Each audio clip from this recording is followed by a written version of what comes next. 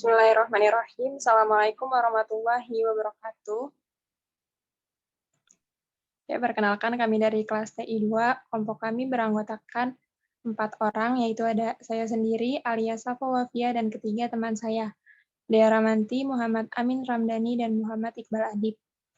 Pada kesempatan kali ini, kelompok kami akan mempresentasikan salah satu metode machine learning, yaitu unsupervised learning.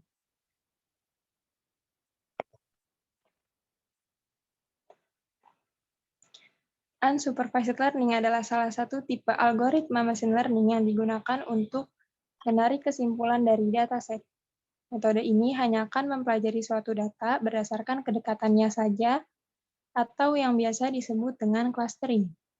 Metode unsupervised learning yang paling umum adalah analisis cluster, yang digunakan pada analisa data untuk mencari pola-pola tersembunyi atau pengelompokan dalam data. Pada algoritma unsupervised learning, data tidak memiliki label secara eksplisit, dan model mampu belajar dari data dengan menemukan pola yang implisit. Sangat berbeda dengan supervised learning, unsupervised learning merupakan jenis learning yang hanya mempunyai variabel input tapi tidak mempunyai variabel output yang berhubungan. Tujuan dari machine learning ini adalah untuk memodelkan struktur data dan menyimpulkan fungsi yang mendeskripsikan data tersebut. Selanjutnya, how it works unsupervised learning. Yang pertama, mencari pola tersembunyi atau eksplisit dari dataset yang diberikan. Yang kedua, menganalisis data yang tidak berlabel untuk menemukan pola tersembunyi dan menentukan korelasinya. Yang ketiga, pendekatan ini tidak menggunakan data training dan data test untuk melakukan prediksi maupun klasifikasi. Dan yang terakhir, beberapa contoh algoritma yang dapat digunakan dalam unsupervised learning seperti K-mean, hierarchical clustering, DB-scan, dan fuzzy seaming.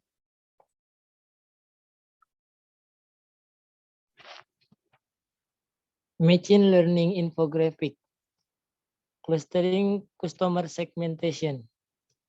Dari data ribuan pengunjung sebuah website e-commerce, model akan belajar sendiri untuk mengelompokkan pengunjung.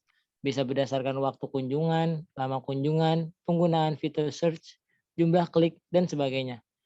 Model unsupervised learning akan menentukan segmen market dan mengelompokkan pengunjung ke dalam segmen market yang berbeda. Dengan output dari model ini, pengelola e-commerce dapat menentukan strategi untuk meningkatkan penjualan atau strategi lain yang dirasa perlu diambil untuk kelanjutan bisnis.